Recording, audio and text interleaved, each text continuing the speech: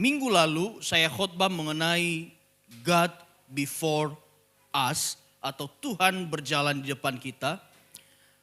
Seusai pulang dari gereja ini maka Bu Gembala bilang ke saya, itu kayaknya khotbahmu Nina bawakan kita deh semuanya yang manis-manis. Saya bilang memang iya, karena itu adalah janji Tuhan kepada kita. Janji Tuhan itu nggak pernah nggak pernah pahit, janji Tuhan selalu manis. Nah, Bapak Ibu Saudara, kalau kita kembali ke belakang, salah satu beberapa poin, Tuhan berjalan di depan kita. Satu itu, Yesus menjadi pembuka jalan. Kemudian kedua, Yesus sebagai pemimpin arah. Dan ketiga, Yesus sebagai pelindung kita. Dan yang terakhir, Yesus itu setia. Nah, Bapak Ibu Saudara, ini adalah janji Tuhan yang dijanjikan Tuhan ke kita. Tetapi pertanyaannya, janji Tuhan itu adalah bagiannya Tuhan. Tetapi ada bagiannya kita untuk menggenapi janji Tuhan itu. Jadi selalu ada dari pihaknya Tuhan dan selalu ada dari pihak kita untuk merespon janji Tuhan, Bapak Ibu Saudara. Nah, di firman Tuhan minggu lalu ada ayat Alkitab, Ulangan 31 ayat 8 bunyinya begini, tema tahunan kita. Sebab Tuhan, Dia sendiri akan berjalan di depanmu, Dia sendiri akan menyertai engkau, Dia tidak akan membiarkan engkau dan tidak akan meninggalkan engkau. Janganlah takut dan janganlah patah hati. Nah, ini adalah bagian janji Tuhan yang dijanjikan kepada setiap kita di tahun 2026 ini. Tetapi pertanyaannya Bapak Ibu Saudara, bagaimanakah respon kita terhadap janji Tuhan? Bapak Ibu, kalau ada seorang tuan rumah sepulang gereja ini dari jemaat bilang ke kita gini, setelah pulang jangan makan siang dulu ya, saya undang ke rumah kita makan enak. Nah, itu janji. Nah, makan enak di rumahnya itu gak akan kita nikmati kalau kita gak berjalan ke sana dan sampai ke rumahnya. Kalau kita pilih pulang, jauh dan kita pulang, maka itu makanan enak gak jadi bagian kita. Tapi kalau kita berkorban, gak apa-apa deh, agak jauh kan katanya makanan enak, minimal ada cukyok kayaknya. Dan berjalan ke sana, maka kita akan mendapat bagian dari makanan enak itu. Begitu juga janji Tuhan, ada janji Tuhan kepada kita, tetapi tergenapi atau tidak tergenapi tergantung bagaimana respon kita dalam menerima janji Tuhan. Nah, Bapak Ibu Saudara, bagiannya Tuhan adalah memberikan janji. Dan sekarang bagian kita adalah beberapa poin yang akan saya bagikan dari seri khotbah God before us atau Tuhan berjalan di depan kita. Nah, apa yang menjadi bagian kita setelah minggu lalu kita sudah mendengarkan firman Tuhan. Kalau Tuhan itu menjadi pembuka jalan bagi kita, menjadi pelindung kita, menjadi Yesus itu tetap setia mengiring kita. Sekarang yang menjadi bagian kita apa? Yang menjadi kewajiban kita apa? Terkadang terlalu banyak orang Kristen pintarnya klaim janji Tuhan. Tetapi lupa haknya sebagai anak Tuhan tidak dilaksanakan. Lupa kewajibannya sebagai anak Tuhan gak dilaksanakan. Tetapi paling ahli dalam mengklaim janji Tuhan. Nah, Bapak Ibu Saudara, saya akan memberikan beberapa poin yang harus kita lakukan sebagai anak-anak Tuhan supaya janji Tuhan di Ulangan 31 ayat 8 bisa tergenapi di dalam hidup kita. Nah, artinya kalau Tuhan berjalan di depan kita, ini respon kita. Satu, kalau Tuhan berjalan di depan kita maka gini, kita harus mulai segala sesuatu bersama Tuhan. Bapak Ibu Saudara, kan awal tahun nih ya. Dan tidak sedikit awal tahun banyak planning yang dibuat. Banyak rencana yang dibuat. Banyak agenda yang dibuat. Tetapi saya mau bilang, segala sesuatu yang akan kamu mulai bersama Tuhan. Nah, Amsal 16 ayat 3 dikatakan begini. Serahkanlah perbuatanmu kepada Tuhan, maka terlaksanalah segala rencanamu. Jadi Bapak Ibu Saudara, terlaksana segala rencana kita kalau kita ada bersama dengan Tuhan. Bapak Ibu, banyak kegagalan terjadi dalam kehidupan kita sebenarnya bukan karena rencananya buruk. Saya percaya setiap orang itu merencanakan dengan baik, betul. Gak ada yang berencana untuk gagal. Semua orang merencanakan, dia bikin usaha, dia bikin anggaran. Semua direncanakan dengan sensitif, direncanakan dengan detail. Supaya tujuannya apa? Bisa bertahan dengan baik. Tidak ada yang merencanakan dia dirikan usaha dan rencananya adalah bagaimana supaya usaha saya cepat bangkrut. Semuanya direncanakan supaya baik. Dan saya percaya semua kita bikin perencanaan baik adanya. Tetapi hati-hati, jangan sampai kita buat rencana terlalu baik, tetapi nggak ada Tuhan di dalamnya. Banyak orang gagal padahal rencananya udah the best, satu kurangnya, dia nggak libatkan Tuhan dalam apapun. Jadi banyak kegagalan terjadi bukan karena rencananya buruk, tetapi karena Tuhan tidak dilibatkan. Apapun yang sedang kita bangun saat-saat ini, apapun yang sedang kita yang sedang kita olah saat ini, apapun yang kita rencanakan, apapun yang kita impikan, selalu tanya Tuhan. Karena saya percaya kalau kita tanya Tuhan, maka akan ada rambu-rambu yang Tuhan berikan ya atau tidak. Mau menikah, berdoa Tuhan saya mau menikah dengan orang ini. Tuhan akan kasih rambu-rambu untuk engkau jalan atau mundur. Engkau akan buka usaha ini, engkau tanya Tuhan. Tuhan akan kasih tanda-tanda apakah engkau akan lanjut atau mundur. Jadi apapun dalam kehidupan kita, tanya Tuhan, libatkan Tuhan. Supaya tidak terjadi penyesalan di kemudian hari karena ada kegagalan demi kegagalan. Jadi kalau kita sudah mengerti Tuhan berjalan di depan kita, artinya dia tahu apa yang di depan sana, maka tanya Tuhan, Tuhan kalau saya bikin ini cocok enggak? Jangan maksa Tuhan Bapak Saudara. Kadang ya, Tuhan si A jodohku bukan. Kalau Tuhan bilang bukan, dia paksa Tuhan. Jodohkanlah Tuhan. Atau misalnya, Tuhan saya mau buka usaha ini bisa enggak Tuhan? Tuhan bilang enggak. Tapi bilang ke Tuhan, bolehlah Tuhan bukalah. Bapak Ibu Saudara, Tuhan itu terlebih tahu apa yang terjadi di depan sana. Apa yang terbaik dalam hidup kita. Jadi apa yang Tuhan berikan tanda-tanda, sign dalam hidup kita. Kita harus ikuti, kita harus taat. Karena saya percaya Tuhan itu tidak pernah menjorokin kita untuk gagal. Dan kita ada sampai saat ini adalah hasil karyanya Tuhan. Dan kita juga ada sampai saat ini bukan hanya untuk gagal. Ngapain kita hidup di dunia ini, ngapain kita ikut Tuhan kalau Tuhan merencanakan kegagalan dalam hidup kita. Tetapi kita ada sampai saat ini karena Tuhan sayang kepada kita dan Tuhan mau segala yang terbaik terjadi dalam hidup kita. Jadi mulai segala sesuatu bersama Tuhan karena apabila kita mulai segala sesuatu bersama Tuhan, dia bilang apa? Terlaksanalah segala rencanamu. Amin. Berjalan bersama Tuhan dimulai dari menyerahkan rencana, bukan hanya meminta berkat. Bapak Saudara perhatikan baik-baik. Kalau engkau lagi bangun sesuatu, jangan hanya minta berkat.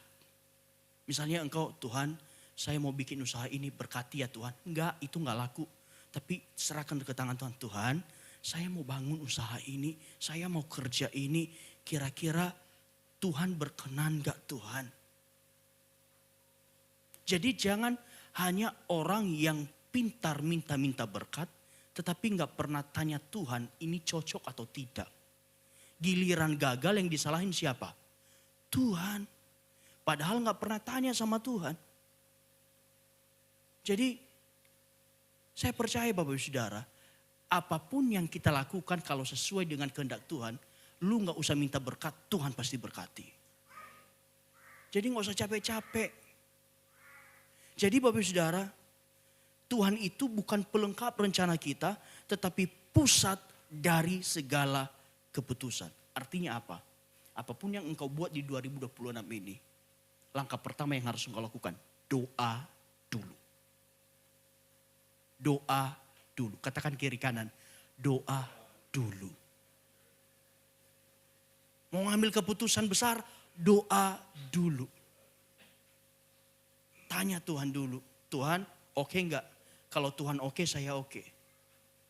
Bapak Ibu Saudara, libatkan Tuhan sejak awal. Di dalam keluarga, pelayanan, usaha dan masa depan kita. Kita harus libatkan Tuhan terlebih dahulu. Bapak Ibu Saudara, lagi mau buat sesuatu, jangan cari investor dulu. Itu nanti, cari Tuhan dulu, investor datang. Gereja kita Bapak Ibu Saudara, nih udah jadi nih. Kemarin ya, Jumat jadi. Ini gereja kita ini kita bangun nggak cari investor dulu, nggak cari donatur dulu. Kita sama-sama cari Tuhan dulu, berutut dulu sama Tuhan. Maka Tuhan yang datangkan untuk memberkati gereja. Begitu juga dalam hidup kita. Jangan sibuk cari sana, cari sini. Cari Tuhan dulu. Nanti Tuhan yang datangkan sana. Terkadang banyak orang hanya sibuk cari sana, cari sini. Akhirnya semua lepas sana, lepas sini. Kenapa? Karena nggak ada Tuhan di dalamnya. Jadi kalau kita tahu Tuhan berjalan di depan kita, Dia tahu masa depan kita, maka mulai segala sesuatu bersama Tuhan. Jadi apapun yang kau lakukan, ingat doa dulu. Jadi kalau ada rekan bisnismu bilang yuk kita bikin ini, jangan buru-buru, oke yuk gas. Bilang sama dia, bentar ya saya doa dulu. Ada yang ngajak ini ngajak itu, bentar ya saya doa dulu. Segala sesuatu harus berpusat pada Kristus. Supaya jalan hidup kita benar-benar sesuai kehendak Tuhan. Amin. Jadi itu poin pertama. Benar Bapak Ibu Saudara, kalau minggu lalu seperti Nina Bobo, karena janji Tuhan yang Tuhan bilang, sekarang bagiannya kita. Bagaimana cara kita merespon janji Tuhan. Mulai bersama Tuhan apapun yang kita lakukan. Yang kedua Bapak Ibu Saudara, kalau kita tahu Tuhan ada di depan, maka kita harus peka mendengar suara Tuhan. Siapa yang ingat poin paling saya highlight minggu lalu? Supaya kita peka mendengar suara Tuhan. Ada yang ingat?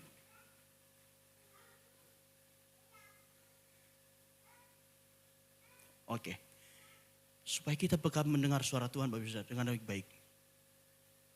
Tuhan itu berjalan di depan kita. Dan Tuhan menuntun langkah hidup kita tidak langkah besar, tapi selangkah demi selangkah. Nah poin pentingnya, kalau engkau lagi dipimpin Tuhan selangkah demi selangkah, jangan berjalan mendahului Tuhan, dan juga jangan ketinggalan dari Tuhan. Karena kalau engkau berjalan mendahului Tuhan dan terlalu jauh, ataupun engkau terlalu jauh di belakang, engkau pasti akan sayup-sayup mendengar suara Tuhan. Bapak Ibu Saudara, bisa dengar suara saya dengan jelas karena apa? Karena kita dekat. Tapi coba Bapak Ibu Saudara berada di seberang sana, pasti Bapak Ibu Saudara nggak bisa dengar suara saya. Artinya apa? Kalau Tuhan berjalan di depan kita, kita harus pepet terus Tuhan. Tuhan melangkah satu langkah, kita melangkah juga satu langkah. Jangan sampai Tuhan melangkah satu langkah, kita melangkah 100 langkah jauh dari Tuhan. Atau Tuhan sudah melangkah satu langkah, langkah demi langkah, tapi kita tetap diam. Bisa nggak ya? Bisa nggak ya? Jangan tertinggal ataupun meninggalkan Tuhan. Jadi Bapak Saudara, Yohanes 10:27 dikatakan begini. Domba-dombaku mendengarkan suaraku, aku mengenal mereka dan mereka mengikuti aku. Bapak Saudara, kalau Tuhan yang memimpin hidup kita, maka kita itu mengikuti. Jangan sampai bikin jalan sendiri, kita harus ikut. Kita harus mendengar suara Tuhan lebih kencang daripada suara sekeliling kita. Karena tidak jarang terjadi dalam perjalanan iman kita, banyak sekali suara-suara sumbang. Suara iblis iya, suara tetangga iya, suara teman iya. Contohnya Bapak Saudara mau ke gereja, tiba-tiba ada teman, lama nih gak mancing nih, mancing yuk. Lama nih gak jalan-jalan nih, jalan-jalan yuk ke Singkawang.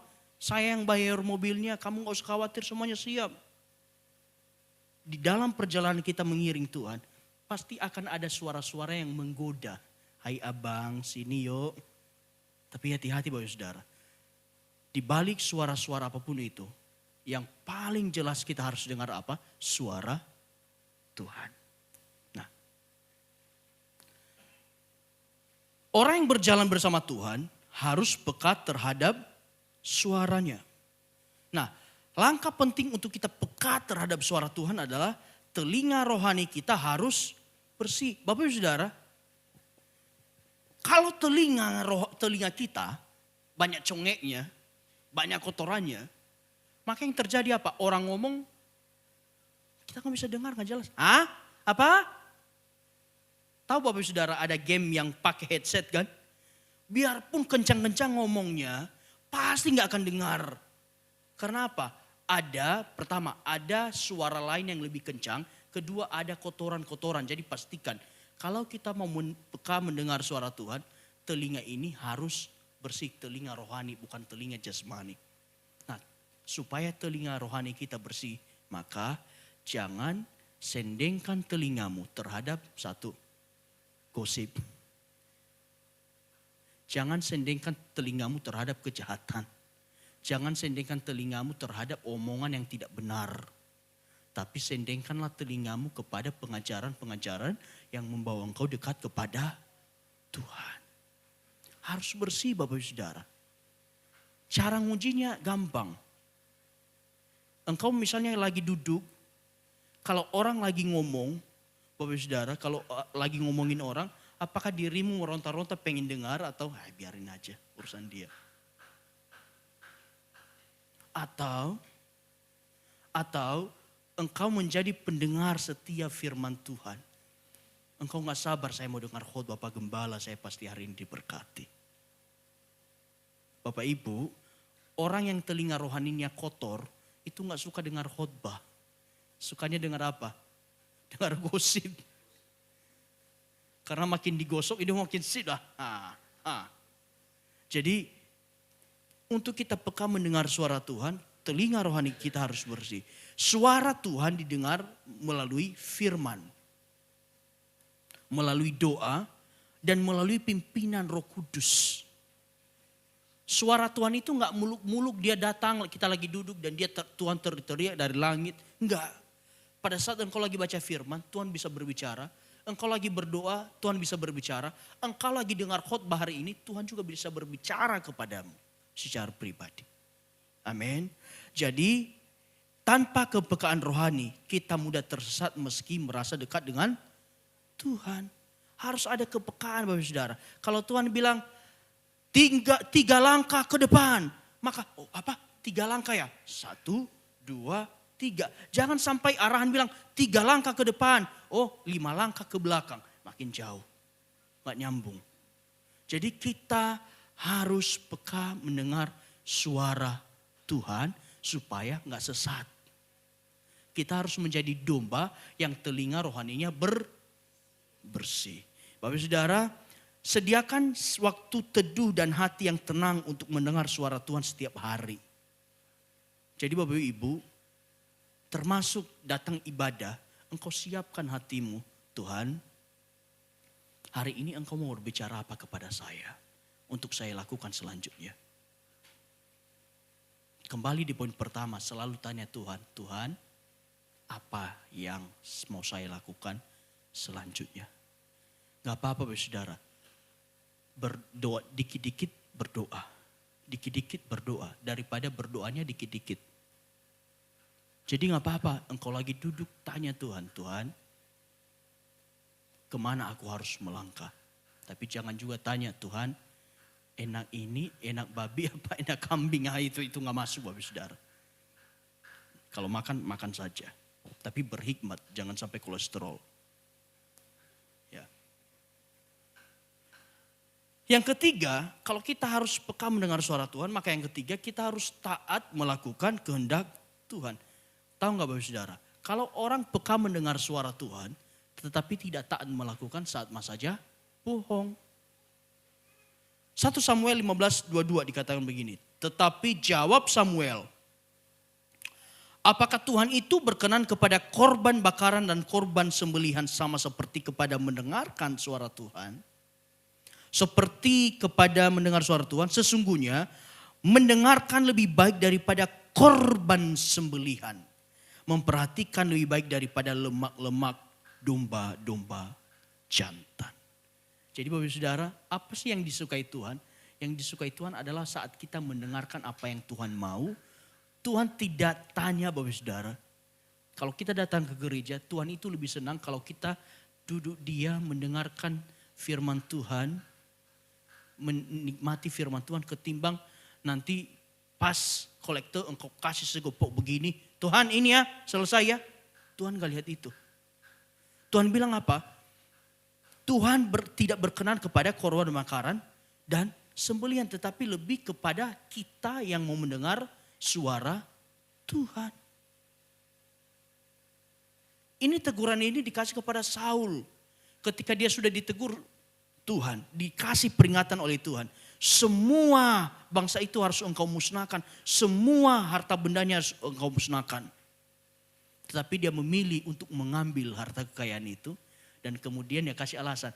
Kan juga sudah saya kasih persembahan untuk Tuhan. Jangan sampai kita dalam hidup ini membela diri dengan kan saya sudah kasih persembahan ke Tuhan. Jangan sampai Bapak Ibu Saudara kita menjadi orang yang ditanya, kenapa gak gereja? Saya kan sibuk kerja, gak ada waktu. Tetapi aman kok, aman-aman.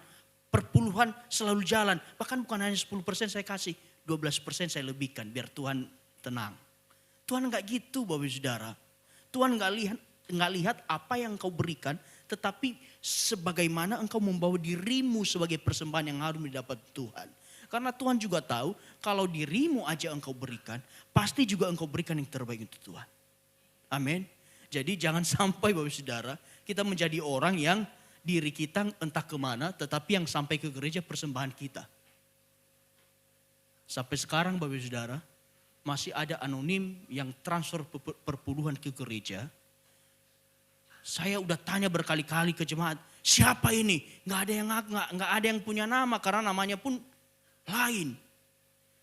Setiap bulan ada perpuluhan masuk tapi nggak dikenali orangnya.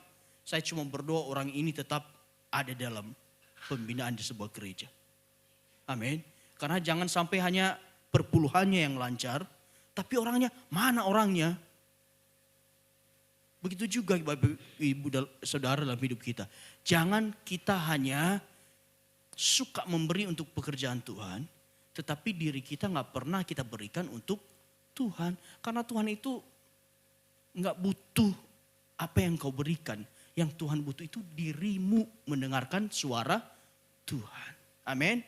Nah Bapak Saudara, taat mendengar, memahami dan melakukan kehendak Tuhan dengan tepat, penuh hati dan tanpa tawar menawar. Apa yang Tuhan minta kita lakukan dengan baik.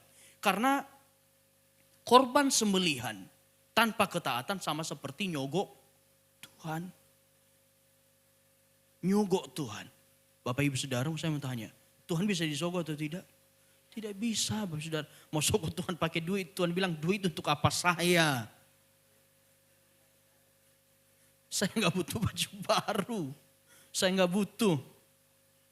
Tetapi dirimu yang kubutuhkan untuk ada di dekatku. Tuhan bilang gitu sama kita.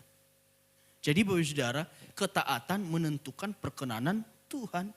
Sia-sia kita melakukan banyak tetapi tidak berkenan kepada Tuhan. Berkenan kepada Tuhan itu adalah menyukakan hati Tuhan. Yang menyukakan hati Tuhan barang atau hati kita? Hati kita berikan ke Tuhan.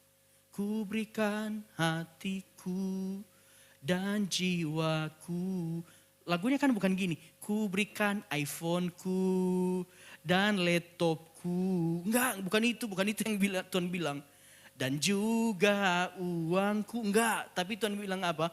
Yang lebih suka Tuhan kita nyanyikan apa? Ku berikan hatiku dan jiwaku. Semuanya bagimu. Itu dia.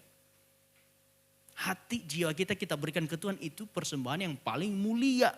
Bukan barang-barang kita, barang mewah kita, apa yang kita lakukan, enggak.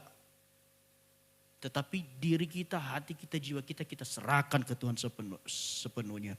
Tuhan tidak akan bertanya Bapak Saudara, berapa banyak yang sudah kita perbuat. Tuhan tidak akan tanya, hari ini engkau bawa kolektormu berapa. Gereja juga tidak bertanya seperti itu. Enggak ada tulisan di depan, kolektor wajib 50.000, kalau enggak cukup pulang saja. Enggak ada Bapak Saudara, cek keliling enggak ada. Jadi yang terpenting adalah hati kita yang mau taat melakukan kehendak Tuhan. Itulah persembahan yang harum di hadapan Tuhan. Jadi kalau kita tahu Tuhan sudah berjalan di depan, Dia tahu masa depan kita, maka kita harus taat melakukan kehendak Tuhan. Dan yang terakhir Bapak Saudara,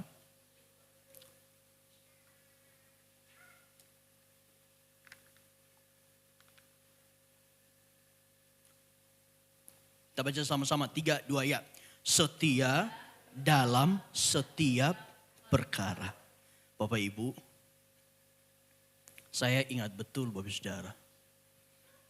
Mungkin yang baru kenal saya, dia taunya saya sekarang gembala. Tapi sebelum saya jadi gembala, saya tidak mulai pelayanan saya jadi pendeta. Saya mulai pelayanan saya dari cuci WC, angkat sound system. Dan itu saya lakukan dengan setia. Sampai di Pontianak saya juga melayani di sebuah gereja, saya taat melakukan itu. Istilahnya saya menjadi bawahan orang di pelayanan, bagi saya it's okay, gak masalah. Tapi kalau tiba waktunya maka Tuhan akan angkat. Saya mau bilang kepada Bapak Saudara, kita harus menjadi orang yang setia dalam setiap perkara. Kita jangan hanya bilang ke Tuhan, Tuhan yang lebih gede dong perkaranya, masa ini kecil-kecil terus. Bapak Ibu, saya percaya Tuhan itu tidak akan memberikan kita perkara kecil kalau kapasitas kita besar. Tapi terkadang Tuhan masih kasih perkara kecil karena kapasitas kita masih kecil. Karena Tuhan tahu kalau kapasitas kita begini, dikasih perkara yang segini, yang jadinya apa? Jadi hancur. Jadi kita harus menjadi orang yang setia dalam setiap perkara. Lukas 16 ayat 10 kita baca sama-sama 3, 2 ya. Barang siapa setia dalam perkara-perkara kecil, ia juga setia dalam perkara-perkara besar. Dan barang siapa tidak benar dalam perkara-perkara kecil, ia tidak benar juga dalam perkara-perkara besar. Karena kesetiaanmu menghandle perkara kecil dengan baik, engkau tetap setia. Juga Tuhan tahu berarti kalau di dalam hal yang kecil saja engkau setia, maka ketika dipercayakan hal yang besar juga engkau akan setia. Tetapi kalau hal yang kecil saja engkau tidak setia, maka dikasih perkara besar juga engkau tidak akan setia. Maka apapun perkara yang Tuhan izinkan dalam hidup kita, tetap setia karena itu apa? Baru batu loncatan yang Tuhan kasih. Kalau engkau saat ini masih dipercayakan menjadi bawahan, lakukan dengan baik. Nanti ada waktunya Tuhan angkat engkau lebih tinggi. Jangan berusaha angkat diri sendiri. Karena kalau kita berusaha angkat diri sendiri itu capek. Dan pasti akan jatuh. Nah Bapak Ibu, kesetiaan itu diuji bukan dalam hal besar, tetapi dalam hal kecil dan rutin. Engkau masih setia kalau hidupmu masih begini-begini saja? Atau hidupmu masih begini-begini saja dan engkau sudah bilang ke Tuhan, Tuhan kapan sih aku kaya? Tuhan kapan sih aku punya ini? Tuhan kapan aku punya itu? Kita lakukan bagian kita, Tuhan lakukan bagiannya Tuhan. Kita lakukan dengan setia apa yang menjadi tugas kita, maka saya percaya lama-kelamaan Tuhan punya waktu untuk kita. Bapak Ibu, orang yang berjalan bersama Tuhan tidak hanya kuat di awal, tetapi tekun sampai akhir. Kita juga yang menjadi pelayan di gereja, kita juga jangan hanya setia di awal, hanya semangat di awal, loyo di akhir. Tetapi tetap harus setia, Bapak Ibu Saudara. Dikasih pelayanan A, setia, pelayanan B, setia, diangkat lebih lagi, tetap setia. Maka saya percaya, orang yang setia itu adalah orang yang berkenan kepada Tuhan. Dikasih hal besar, oke, dikasih hal kecil, oke.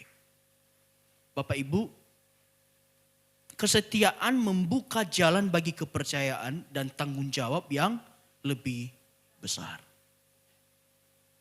Ini bukan hanya hukumnya Tuhan, tetapi di perusahaan, di pekerjaan, marketplace juga begitu. Kalau bos kita, pemimpin kita lihat kita setia melakukan hal kecil, maka kalau ada kesempatan naik jabatan, dia nggak akan lirik yang lain. Dia akan lihat kita. Tapi mungkin kecuali kalau ada ponakannya bos, ya pasti ponakannya bos yang naik duluan. Tapi kalau fair-fairan, saya percaya Bapak Saudara, kalau kinerja kita baik, pasti akan ada waktunya. Amin. Nah, Bapak Saudara, tetap setia dalam pelayanan. Engkau saat ini masih melayani sebagai aser, tetap setia Bapak Saudara. Siapa tahu nanti Bapak Saudara jadi gembala kan? Kayaknya Pak Aris paling amin.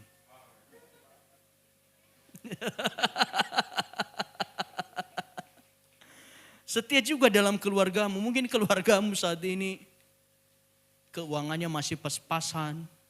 Belum akhir bulan udah habis. Gak apa-apa, setia dulu Bapak Saudara. Nanti ada waktunya keluargamu dibuat lebih naik. Kalau dari susah kita tetap setia. Waktu itu dengan istri saya sampai ke Pontianak. Satu komitmen kami adalah gak usah cari yang lain-lain dulu. Cari gereja, cari tempat pelayanan, itu yang utama. Itu komitmen kami. Dan yang terjadi adalah sampai saat ini kami tetap melihat penyertaan Tuhan dalam hidup kami. Begitu kalau kita mengutamakan Tuhan. Karena Tuhan bilang apa tadi di awal? Tidak akan meninggalkan engkau. Jangan sedih dan jangan patah hati. Karena masih ada Tuhan. Aku masih punya Tuhan, punya pengharapan. Kalau engkau ditinggalkan oleh orang-orang yang engkau selama ini anggap sebagai kekuatanmu, sedih mau bolehlah. It's okay. It's okay to be not okay. Tapi ingat, masih ada Tuhan. Bapak Ibu, tetap setia dalam pelayanan, pekerjaan, keluarga. Nah, ini yang paling sulit. Meski tidak terlihat oleh banyak orang. Ini ujian Bapak Saudara. Setia dalam pelayanan meski tidak terlihat oleh banyak orang. Tapi justru itu yang paling kencang buat kita naik. Dulu saya sikat WC, angkat sistem, orang-orang belum ada di gereja. Orang-orang tuh taunya nyaman. Udah susun kursi. Semua udah jadi. Padahal tadi belum apa-apa. Makanya Bapak Saudara, saya tetap melakukan itu sampai saat ini. Walaupun saya gembala saudara, saya tidak hanya duduk melihat menunggu. Kapan ya jemaat saya beresin kursi, kapan? Enggak, Bapak Saudara. Saya terbiasa melakukan itu. Saya dilatih oleh Tuhan. Saya terlatih untuk itu. Jadi saat kita setia dalam setiap perkara, Tuhan melihat hidup kita. Dan itu yang terjadi, Tuhan tidak pernah meninggalkan kita. Akan ada waktunya di mana Tuhan bilang, kamu harus naik.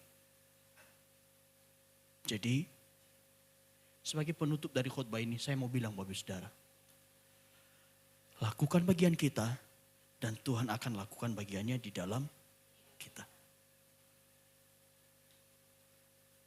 Lakukan bagian kita. Do the best for your part. Di bagianmu lakukan yang terbaik. maka saya percaya juga Tuhan akan lakukan yang terbaik untuk kita. Lakukan yang terbaik untuk keluargamu saat ini. Engkau habis-habisan untuk keluargamu. Dan saya tahu Tuhan juga akan buat keluargamu lebih baik, dan lebih baik lagi. Lakukan yang habis-habisan untuk pelayananmu. Lakukan dengan tulus, lakukan dengan hati. Maka saya tahu juga Tuhan akan lakukan yang terbaik untuk itu. Amin.